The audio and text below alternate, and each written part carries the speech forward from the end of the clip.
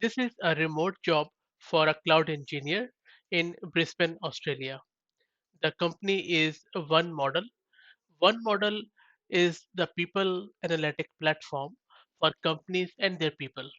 They have a product called as People Data Cloud Platform, which ensures that best talent decisions are made across the entire organization.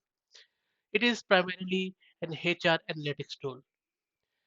This role, as I said, is based in Brisbane, which is in Queensland state of Australia, and it's a remote role.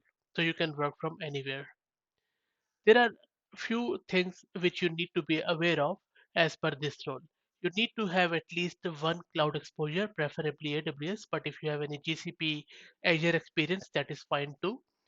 You should be having a good understanding of CI/CD concepts like the DevOps things, what is Git, what is CI/CD pipeline. That should be more than enough. You should also know what is infrastructure as code. So what it means is that you should be aware of either Terraform or CloudFormation. You don't have to be an expert in it, but you should at least be aware of it, what it is, how to read it, what is the templating, and all that stuff. If you have any Kubernetes experience, that would be awesome. But you should at least have understanding of Kubernetes, its concept, so that should be fine.